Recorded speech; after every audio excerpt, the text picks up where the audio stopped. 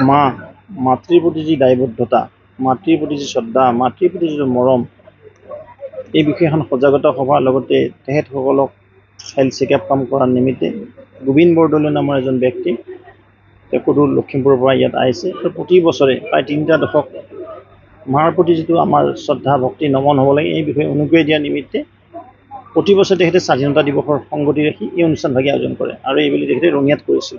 এই ঐতিহ্যমণ্ডিত গৰিমামণ্ডিত হৰদত্ত বীৰদত্ত ভৱনত আমাৰ সমজিলা আয়ুক্ত দেৱাশিষ গোস্বামী ডাঙৰীয়াৰ সহযোগত, পৌৰসভাৰ সহযোগত আৰু আমি নিজেও অকণমান সহায় কৰি দিছোঁ যেন অনুষ্ঠানটো ভালদৰে হয়, কাৰণ ৰঙিয়াত হৈছে। মই তেখেতক প্ৰথমে ধন্যবাদ জনাইছোঁ। এনেকুৱা ব্যক্তি হাজাৰজন অসমত সৃষ্টি হওক, জন্ম পাওক সুযোগ্য সন্তান, আজি মাৰ মৰমৰ কথা বুজি পায়।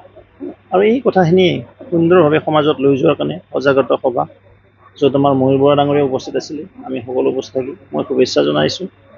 মাসকলক ভক্তিভৰা সেৱা নিবেদিছোঁ। লগতে যিজন সন্মানৰ ব্যক্তি গোবিন্দ বৰদলৈ ডাঙৰীয়া, তেওঁক শুভেচ্ছা জনাইছোঁ, সহিতৰে প্ৰণাম জনাইছোঁ আৰু অভিনন্দন জনাইছোঁ। মাৰ প্ৰতি যিদৰে দায়বদ্ধতাৰে কাম কৰি মা নামটো যে কিমান মহত্বপূৰ্ণ বা কিমান আমাৰ কাৰণে মানে এৰিব নোৱাৰা শব্দ, সেই কথাটো উনুকিয়াই দিয়াৰ বাবে আৰু ইয়াত এই অনুষ্ঠানটো ভাগি আয়োজন কৰাৰ বাবে।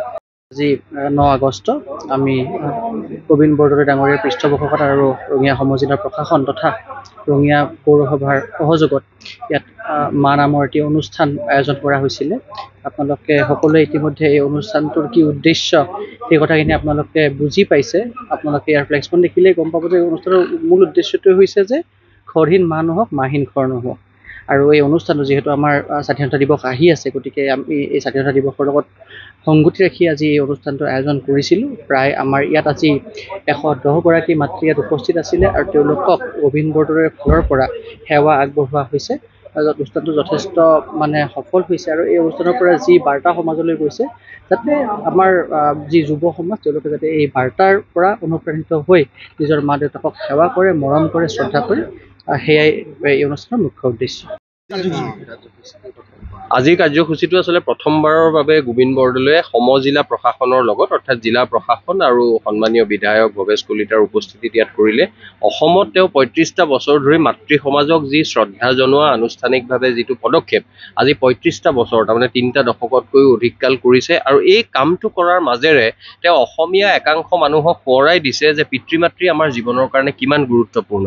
আজি নগৰত বসবাস কৰা একাংশ সফলতাৰ আকাশ চুমিব পৰা ল'ৰা ছোৱালীয়েও নিজৰ মাতৃক বা পিতৃক যি ধৰণৰ সন্মান যাচিব লাগে নকৰে। আমাৰ বহু ক্ষেত্ৰত নিজে পাৰিলেও বহু মানুহ কেতিয়াবা বৃদ্ধাশ্ৰমত দেখা বা বৃদ্ধাশ্ৰমত থাকিব লগা হোৱা যিটো অত্যন্ত দুখজনক কথা, সেই কথাটো আমি অসহায়ভাৱে লক্ষ্য কৰোঁ। তেনে মানুহক আচলতে এটা উচিত প্ৰত্যুত্তৰ দিবলৈ গোবিন্দ বৰদলৈয়ে তেওঁৰ জীৱনৰ ইমান প্ৰত্যাহ্বানৰ পিছতো তাৰ দ্বাৰা বিচলিত নহৈ তেওঁ নিজা আৰ্থিক সাহায্যৰে সৈতে 35টা বছৰ এই কামটো যে কৰি আছে, মই ভাবোঁ অসমীয়া সমাজৰ বাবে এইটো অত্যন্ত গুৰুত্বপূৰ্ণ আৰু এটা প্ৰেৰণা সঞ্চাৰী কথা। কাৰণ অসমীয়া মানুহে কেতিয়াবা ভাল কাম কৰে, কিন্তু বৰ দীঘলীয়াকৈ কৰি থাকিব নোৱাৰে বুলি আমাৰ এটা জাতিগত বদনাম আছে। কিন্তু সেই জাতিগত বদনামৰ ঊৰ্ধ্বলৈ গৈ তেওঁ 35 বছৰত বহু হাজাৰ মাতৃক তেওঁ আজি যেনেকৈ ৰঙিয়া হৰদত্ত বীৰদত্ত ভৱনত শ্ৰদ্ধা যাচিলে। আৰু মই প্ৰথমতে যিটো কথা কৈছিলোঁ যে জিলা প্ৰশাসনৰ লগত প্ৰথমবাৰৰ বাবে কৰিছে, গতিকে ভাল কাম। আমি বিভিন্ন ক্ষেত্ৰত চৰকাৰৰ বিভিন্ন কথাক কেতিয়াবা সমালোচনা কৰোঁ, ভাল হ'লে ভাল বুলিও কওঁ। আজি যিটো চৰকাৰ সমজিলা প্ৰশাসন চৰকাৰৰ লগত জড়িত হৈ একেলগে সন্মান জনোৱা যিটো পদক্ষেপ লৈছে, এইটোৰ বাবে আমি ভাল পাইছোঁ আৰু আশা ৰাখিছোঁ অসম চৰকাৰৰ অন্যান্য জিলা প্ৰশাসনেও গোবিন্দ বৰদলৈৰ লগত আৰু গোবিন্দ বৰদলৈৰ নিচিনা আন ভাল কৰা যিবোৰ মানুহ আছে তেওঁলোকৰ লগত একেলগে এনে কাম কৰি সাধাৰণ ৰাইজক উপকৃত কৰিব।